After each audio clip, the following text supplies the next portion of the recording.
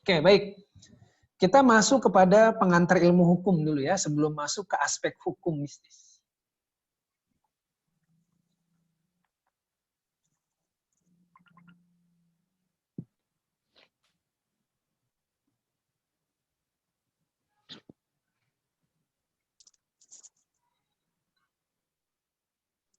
Pada pelajaran SMA atau pelajaran SMP, Anda sering mendengar bahwa manusia itu, Aristoteles adalah zoon politikon. Artinya manusia itu mempunyai sifat untuk mencari sesama manusia. Atau yang kita bisa bilang bahwa sejatinya manusia itu adalah makhluk sosial.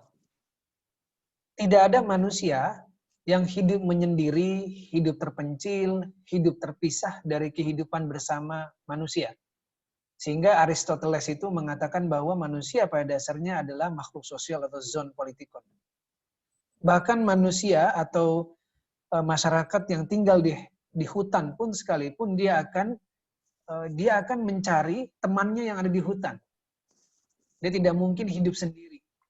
Maka ada sekumpulan manusia ya yang ada di hutan, biasanya dia bergerombol atau berkelompok.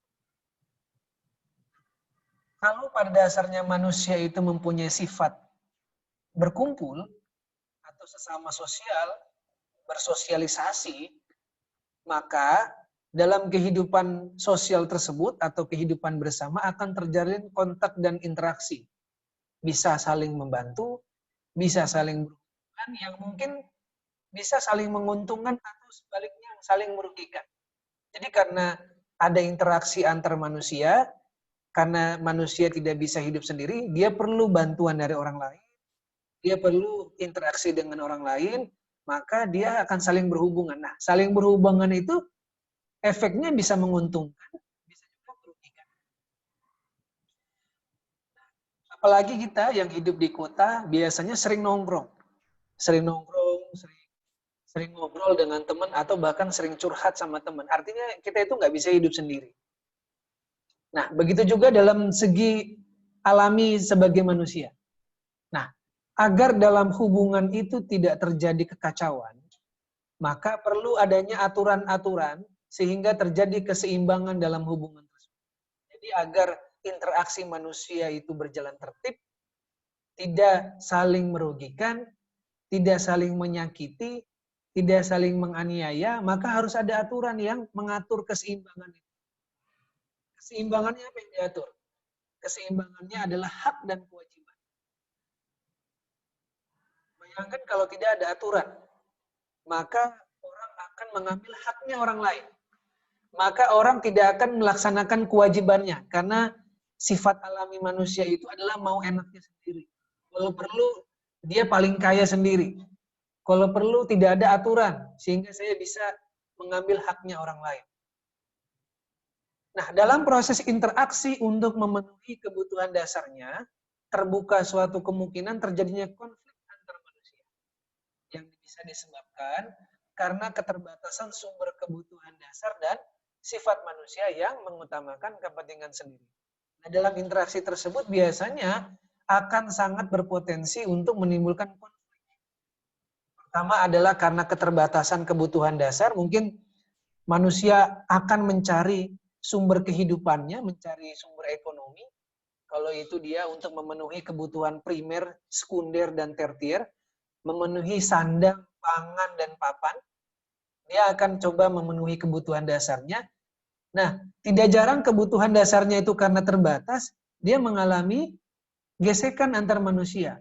Misalnya ada sumber daya alam, sama-sama berebut, ya, karena keterbatasan sumber daya alam di kita, bisa jadi berebut manusia. Jadi manusia itu sifatnya bisa berebut kalau misalnya terkait dengan kebutuhan dasar yang sangat terbatas. Yang kedua, sifat egois manusia juga bisa. Sifat ego. Sifat yang mau menang sendiri itu biasanya sifat manusia itu seperti itu. Jadi kalau misalnya tidak ada aturan, maka bayangkan kehidupan kita akan menjadi kehidupan yang ada di hutan. Yang di hutan itu yang menang adalah yang kuat. Survival of the fittest. Sehingga orang bilang itu jangan sampai kita menjadi hukum rimba. Hukum rimba itu adalah hukum yang memenangkan siapa yang paling kuat. Nah, di dalam konteks kehidupan sosial tidak bisa kita menerapkan hukum rimba. Harus ada aturan main, harus ada rule of the game, harus ada rule of law, aturan hukum yang mengatur hak dan kewajiban kita sesama manusia. Kalau di hutan silakan. Maka di hutan itu disebutnya adalah raja hutan itu adalah singa atau harimau seraja hutan. Karena yang paling kuat adalah dia. Nah, di kita sebagai kehidupan manusia tidak bisa. Maka harus ada aturan-aturan hukum. Secara alamiah, apakah sudah kelihatan ini slide yang kedua? Sudah, Pak. Oke. Sudah, Pak. Secara alamiah, kalau misalnya tidak ada aturan hukum, maka siapa yang kuat akan survive. Sebaliknya yang lemah akan tersingkir. Kata Thomas Hobbes, ya, kata Thomas Hobbes, Anda mungkin waktu belajar IPS dulu, waktu di SMA, Anda pernah mendengar ada game Homo homini lupus. Manusia bagaikan serigala bagi manusia yang lain. Atau Thomas Hobbes juga bilang bahwa bellum omnium contra omnes. Perang antara sesama, semua melawan semua manusia. Inilah yang terjadi pada zamannya Hitler. Bagaimana Hitler dengan kejinya memberangus manusia yang tidak sejalan dengan dia.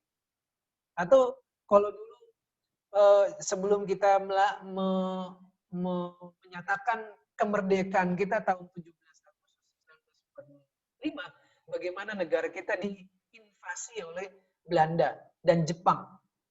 Bahkan kita pernah mengalami fenomena yang nggak enak. Pada zaman Belanda kita disuruh kerja rodi. Kerja rodi itu kalau Anda nggak mau kerja maka Anda akan disiksa oleh company pada saat itu.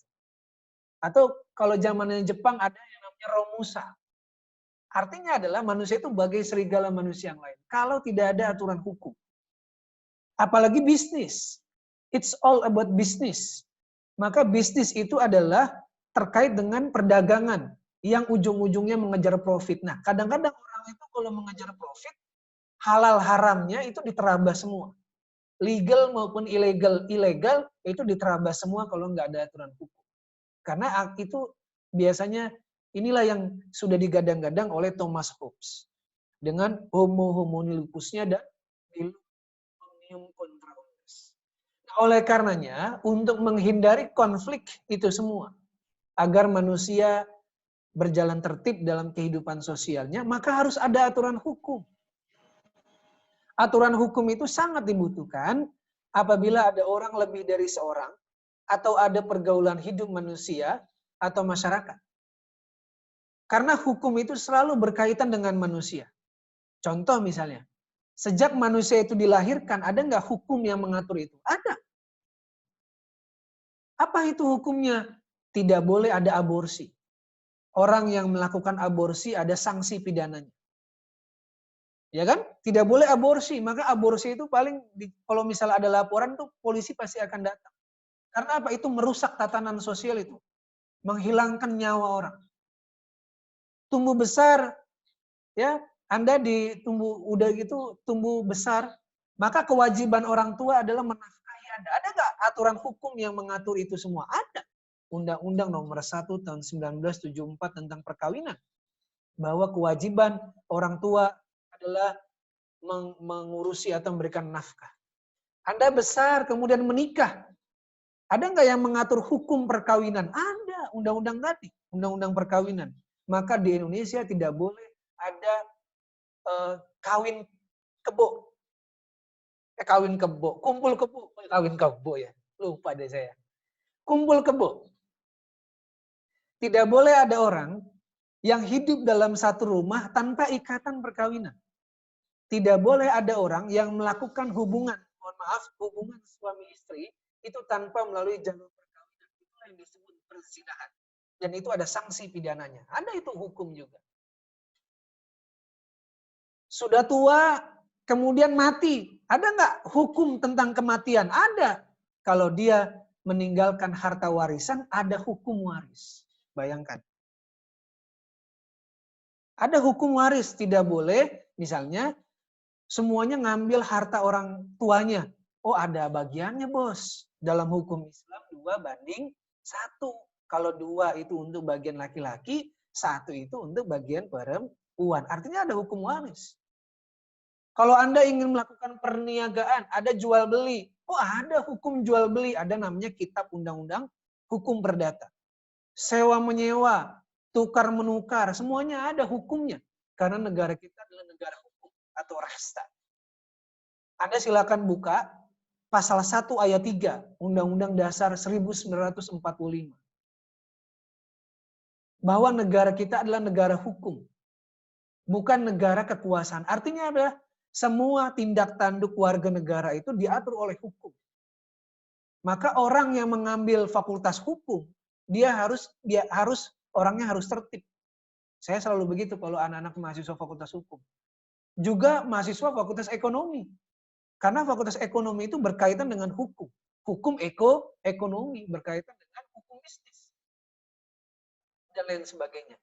Oleh karena itu aturan hukum itu dibutuhkan apabila ada orang lebih dari satu. Jadi kata filosof Yunani Cicero, ibi societas ibi ius, bahwa di mana ada masyarakat di situ ada hukum. Sekarang kita masuk definisi hukum. Sudah masuk ya? Slide ya, definisi hukum ya. Kalau ada yang nggak kelewat itu Anda bilang. Jadi saya bisa. Di negara-negara Amerika, Inggris, hukum itu disebut law. Di negara-negara Eropa kontinental, Anglo-Saxon tuh Amerika dan Inggris ya. Kalau Eropa kontinental itu Belanda, Jerman, Prancis begitu. Itu disebut kalau di Belanda recht, di Prancis disebut droit. Dalam bahasa Arab disebut syariah. Bangsa Romawi itu dulu itu menyederhanakan pengertian hukum itu cuma 3. Imperare, probibare, et permittare. Jadi hukum itu cuma 3 dia, memerintah, melarang, dan memperbolehkan. Utrecht, seorang ahli hukum Belanda, dia bilang hukum adalah himpunan peraturan yang berisi perintah dan sanksi yang harus ditaati.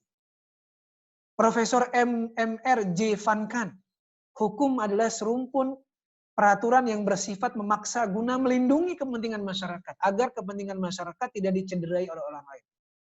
Saya baru dengar kemarin katanya Syekh Ali Jaber itu ternyata ada yang menikam pada saat dia mengisi ceramah kan ya. Cuman alhamdulillahnya Syekh Ali Jabernya tidak artinya tidak luka parah, cuman luka sedikit di lengan tangan. Artinya ada hukum di situ yang melindungi kepentingan masyarakat. Anda mungkin punya mobil, punya rumah. Anda tidak akan mau Anda punya rumah, kemudian Anda dimasuki pekarangan rumah Anda. Anda punya mobil, Anda juga tidak mau mobil Anda taruh di parkiran, kemudian mobil Anda disilet atau dipecahin kacanya. Anda nggak bakal mau itu. Maka hukum itu melindungi kepentingan masyarakat. Apalagi hukum pidana. Profesor S. Muhammad Amin, hukum adalah kumpulan-kumpulan peraturan yang terdiri atas norma dan sanksi. Tentu hukum itu ada sanksinya. Biasanya apa? Barang siapa yang masuk misalnya gitu ya. Kalau Anda jalan-jalan ke kota Jakarta ada pekarangan lahan, barang siapa yang masuk tanpa izin maka akan disanksi pidana misalnya 5 bulan penjara misalnya. Profesor Andi Hamzah, hukum adalah keseluruhan kaidah atau norma nilai mengenai suatu kehidupan masyarakat guna mencapai kedamaian. Jadi kalau ada aturan hukum itu hidup tertib. Kalau udah hidup tertib, hidup damai. Begitu juga dengan hukum ekonomi.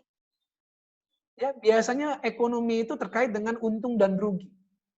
Nah, biasanya orang kalau untuk mengejar profit sering lupa, sering merugikan pelaku usaha yang lain. Sering lupa sehingga dia merugikan konsumen. Ya, dia sering lupa juga bagaimana mengejar profit, sering lupa di akhirnya melanggar aturan pemerintah. Kan nggak boleh. Oleh karena itu harus ada hukum. Definisi hukum nih bisa peraturan, ya ada sanksi, bisa melindungi kepentingan masyarakat, ada norma dan sanksi, dan gunanya adalah mencapai kedamaian. Pada intinya hukum itu adalah himpunan peraturan-peraturan yang memuat perintah dan sanksi. Ada juga Profesor Dr. Sacipto Harjo. Hukum adalah karya manusia yang berupa norma-norma, berisikan petunjuk tingkah laku. Ia adalah pencerminan dari kehendak manusia tentang bagaimana seharusnya masyarakat diarahkan. Artinya apa? Hukum itu norma, norma yang ada di masyarakat. Bagaimana masyarakat ini agar tertib. Misalnya sekarang, Jakarta sekarang sedang PSBB total mulai 14 September. Ada instruksi gubernur. Itu hukum itu. Barang siapa yang melanggar instruksi keluar rumah nggak pakai masker, itu didenda 250.000. Itu hukum. Artinya hukum ingin menghendaki ketertiban. Lah, kalau nggak ada hukum gimana? Wah, ada hukum aja COVID kita makin tinggi, apalagi kita nggak ada hukum. Itulah orang Indonesia, kadang-kadang melanggar hukum, padahal hukum. Mr. Belfroid, hukum yang berlaku di suatu masyarakat mengatur tata tertib masyarakat yang didasarkan pada kekuasaan yang ada masyarakat itu. Artinya hukum itu biasanya dibuat oleh negara. Dan juga ada hukum adat. Gitu ya, selain hukum adat juga ada hukum negara. Nah, kalau tadi bicara tentang definisi hukum. Saya cepat saja ya, karena 40 menit ini mungkin kita agak cepat. Nanti Anda kalau misalnya ini didengarkan saja, atau bisa difoto kalau misalnya nggak sempat nyatet. Gitu. Nanti kalau udah difoto kan bisa dicatat. Gitu. Nah, unsur-unsur hukum. Unsur-unsur hukum. Pertama adalah peraturan yang mengatur tentang tingkah laku. Oh iya, ada aturannya. Yang kedua, kalau ada aturannya siapa yang buat? Yang buat adalah badan-badan resmi negara. Biasa kalau kita hidup di Jakarta, siapa yang buat aturan Perda? Peraturan daerah. Gubernur. Ada DPRD. Siapa yang buat undang-undang? Ada DPR. Dewan Perwakilan Rakyat. Bersama Presiden atau Menteri. Yang ketiga, hukum tidak akan mampu untuk ditegakkan kalau nggak ada sifat memaksa. Hukum itu memaksa. Misal, Anda mau melakukan investasi pasar modal. Maka ada undang-undang pasar modal yang memaksa Anda, perusahaan Anda, untuk memenuhi persyaratan-persyaratan sebelum masuk menjadi anggota bursa di Bursa Efek Indonesia. Harus ada akta notaris. Harus ada audit daripada akuntan publik. Harus ada RUPS, rapat umum pemegang saham. Bagi barang siapa atau siapa saja perusahaannya yang tidak memenuhi unsur tersebut, maka tidak akan diproses. Itu kan memaksa itu. Sekarang misalnya PSBB total di DKI. Barang siapa yang melanggar itu, ya, maka akan dikenai sanksi. Itu kan memaksa itu. Memaksa agar orang untuk mematuhi instruksi Gubernur Anies Baswedan untuk PSBB total. Semua perusahaan harus work from home, WFH. Yang masih kerja itu akan ditutup perusahaannya. Restoran-restoran tidak boleh buka selama COVID. Ya, harus take away, tidak boleh makan di restoran karena restoran itu menjadi klaster penularan COVID. Itu kan sifatnya memaksa itu. Ada instruksi, ada perdanya. Boleh nggak negara buat perda? Boleh, karena kita sudah memilih pemimpin. Ada kontrak sosial di situ. Yang terakhir adalah tentu adanya sanksi bagi yang melanggar. Apalah gunanya sebuah peraturan kalau tidak ada sanksi? Ibarat macan tapi ompong. Orang tidak akan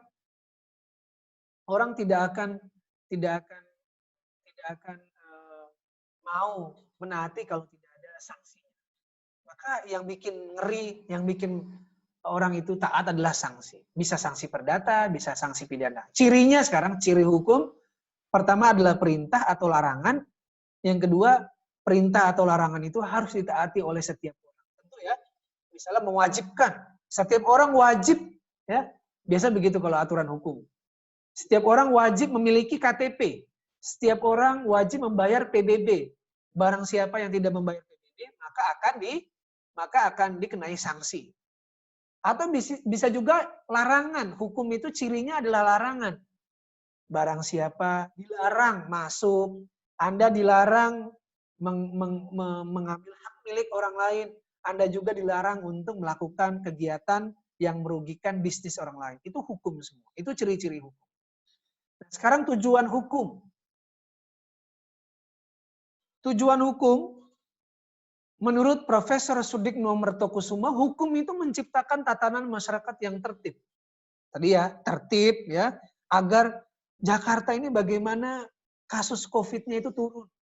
Tidak naik terus, maka harus tertib. Atau sekarang itu tidak boleh misalnya di Jakarta, di Jalan Jenderal Sudirman, itu ada becak. Becak itu dilarang, demo itu dilarang. Agar apa? Tertib. Ya, tertib. Manusia itu agar tertib. Kalau nggak ada aturan hukum, manusia nggak akan tertib. Itu menurut Profesor Sudikno Mertokusuma. Profesor Dr. Van Apeldoorn, hukum menghendaki kedamaian di antara manusia dengan cara melindungi kepentingan manusia. Kehormatan. Maka kalau ada orang yang kehormatannya diserang oleh orang lain di media sosial, dia bisa lapor polisi. Oh, itu hukum itu. Kemerdekaan. Tidak ada orang ya mentang-mentang perusahaannya mau untung banyak kemudian buruhnya disuruh kerja 24 jam. Itu melanggar hak asasi manusia. Ada nggak undang-undang tentang tenaga kerja? Ada. Undang-undang nomor 13 tahun 2003. Jadi dalam bisnis juga begitu. Ya, Anda kalau jadi perusahaan, ya, ke depan Anda jadi direktur atau jadi manajer, Anda tidak boleh mempekerjakan orang itu lebih dari 8 jam kerja. Karena kalau 8 jam kerja Anda melanggar hukum. Karena Undang-Undang 13 2003 tentang ketenaga kerjaan, jam kerja itu 8 jam. Biasanya masuk jam 8, pulang jam 4. Ya, jiwa, harta benda tadi ya saya sudah sampaikan. Anda punya rumah, Anda juga tidak mau Anda rumahnya dimasuki oleh orang yang tidak diundang.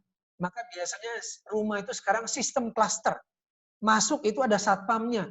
Ditanyain, Pak mau kemana? Ibu mau kemana? Kalau ada tamu, sini KTP-nya. Biasanya klaster-klaster itu kan sangat ketat. Kalau tinggal di perumahan. Kalau tinggal di kampung, enggak. Artinya itu ada hukum yang berlaku. Tidak boleh orang itu mengambil harta benda orang lain. Ada sanksi pidananya. Utrecht, hukum itu menjamin kepastian, keadilan, dan kegunaan. Ya. Hukum itu juga bertugas sebagai polisionil. Polisionil tak van Utrecht. Hukum menjaga supaya masyarakat tidak terjadi eigenrechtting. Mengadili diri sendiri. Mengadili sendiri. Misalnya, kalau ada orang copet di terminal, biasanya orang Indonesia itu malah ngegebukin. Udah bonyok baru dikasih ke polisi. Itu hukum itu nggak boleh seperti itu. Itu namanya tindakan main hakim sendiri. Boleh kita tangkap, tapi yang memproses itu silakan polisi. Kita bukan aparat penegak hukum, kita masyarakat. Kita nggak usah mengadili. Hukum itu ada perangkatnya. Perangkatnya siapa? Ada hukum, ada polisi, ada jaksa, ada hakim. Biarkan mereka yang bertugas. Kita sebagai masyarakat tidak boleh mengadili diri, mengadili orang yang tadi. Kalau ini teori keadilan sebagai tujuan hukum, Anda mungkin saya mensitir teori keadilannya Aristoteles dalam bukunya Retorika, yaitu ada 2 macam keadilan. Pertama keadilan distributif dan keadilan komutatif. Kalau keadilan distributif adalah keadilan yang memberikan setiap orang itu menurut jasa atau jatahnya atau kebutuhannya. Tidak harus sama. Ya, bisa jadi beda itu bisa jadi adil. Misalnya, saya punya adik, yang satu adik saya masih kuliah, yang adik saya yang kedua masih TK. Adik saya kasih yang masih kuliah, saya kasih uang jajan 100.000 satu hari. Tapi adik saya yang TK itu saya kasih 1.000 satu hari. Kira-kira adil nggak? Adil. Itu adil itu, karena kebutuhannya pasti berbeda. Itu namanya keadilan distributif. Yang kedua, kata Aristoteles, keadilan itu komutatif. Dia tidak memandang jasa-jasa perorangan. Tapi dalam bahasa hukum, equality before the law. Mau orang kaya, mau orang miskin, mau orang susah, mau pejabat, mau petani, mau gelandangan, kalau berhadapan dengan hukum semuanya harus sama. Ya, jadi Anda harus bisa bedakan mana keadilan distributif dan keadilan komutatif. Itulah tujuan daripada hukum. Kalau hukum tidak mengandung keadilan, jangan dipakai. Ya. Maka tugasnya hakim adalah menghakimi atau mengadili, ya, dengan irah-irah atau dengan keadilan Tuhan. Nah, ini utilitas juga sebagai tujuan hukum. Ya. Jeremy Bentham, seorang filosof Inggris. Jeremy Bentham, seorang filosof Inggris, dia bilang bahwa hukum itu menghendaki sebuah kemanfaatan, atau dalam bahasa fikih itu kemaslahatan, atau the greatest happiness for the greatest numbers. Hukum itu memberikan kemaslahatan yang paling besar bagi masyarakat. Atau dalam bahasa fikih itu disebut maslahah. Ya, jadi sebelum Jeremy Bentham, orang Islam udah bilang maslahah, hukum itu harus maslahah. Dalam bukunya The Introductions to the Principle of Moral Regulation. Artinya adalah kalau bicara tentang hukum ekonomi, hukum bisnis, maka hukum harus memberikan manfaat yang paling besar. Ada di mana biasanya? Ada di pasal 33 Undang-Undang Dasar 1945. Pasal 33 ayat 3, bumi, air, ya, dan segala kandungannya itu digunakan dan dimanfaatkan sebesar-besarnya oleh kepentingan masyarakat kita yang paling luas. Kan gitu. Artinya, kalau Anda nanti bergerak di bidang sektor ekonomi, industri, energi, tambang, batu bara, maka keuntungannya harus buat keuntungan orang Indonesia, bukan keuntungan investor asing. Kalau Anda nanti bekerja di bidang, kalau Anda nanti suatu saat bekerja di bidang perkebunan, maka semua kekayaan yang ada di kebun, teh, palawija, semuanya harus dipergunakan untuk orang Indonesia, bukan investor asing. Itu adalah PR atau amanah dari konstitusi kita. Maka utilitas sebagai sebuah tujuan hukum. Nah, sebagai terakhir, di mana sumber hukumnya? Tadi kalau kita bicara tentang aturan hukum, di mana sumber hukumnya? Sumber hukum peraturan perundang-undangan Indonesia, satu, ada Undang-Undang Dasar 1945. Ya. Yang kedua, ada ketetapan Majelis Permusyawaratan Rakyat atau TAP MPR. Yang ketiga adalah undang-undang atau peraturan pemerintah pengganti undang-undang. Undang-undang bisnis banyak banget. Ada undang-undang tentang pasar modal, ada undang-undang tentang perbankan, ada undang-undang tentang asuransi, ada undang-undang tentang investasi, penanaman modal. Ada undang-undang, maka di bawahnya ada apa? Peraturan pemerintah yang kita sebut sebagai PP. Ada peraturan presiden yang kita sebut sebagai Perpres. Ada peraturan daerah provinsi yang kita sebut sebagai Perda tingkat 1. Ada peraturan daerah kabupaten kota yang kita sebut biasanya Perda tingkat 2. Ada juga peraturan menteri, peraturan OJK, dan lain sebagainya. Nah, inilah yang menjadi sumber hukum peraturan perundang-undangan di Indonesia sebagai salah satu bentuk, ya. Kalau Anda mau memulai bisnis, nanti kalau Anda menjadi manajer, Anda menjadi direktur, maka Anda tidak boleh melanggar hukum. Ada aturan hukum yang mengatur Anda semua. Oleh karena itu, saya kira itu untuk yang terkait dengan perkenalan terhadap aspek hukum bisnis. Jadi hukum itu menghendaki agar keadilan itu merata. Tidak boleh yang kaya makin kaya, yang miskin makin miskin. Investor asing boleh masuk ke kita, tetapi tidak boleh kekayaannya itu dikuasai oleh asing. Ini terjadi di Freeport. Untung Freeport udah kita renegosiasi kontrak zamannya Pak Jokowi. Ini menjadi, jangan sampai kita jadi miskin tapi kekayaan kita diambil oleh negara lain. Itulah aturan hukum di situ harus ada. Nah, oleh karena itu bisnis atau ekonomi tidak lepas daripada aturan hukum. Harus ada, makanya di Fakultas Syariah itu ada namanya jurusan hukum bisnis. Ya, ada jurusan hukum bisnis. Saya mengajar di hukum bisnis atau HB.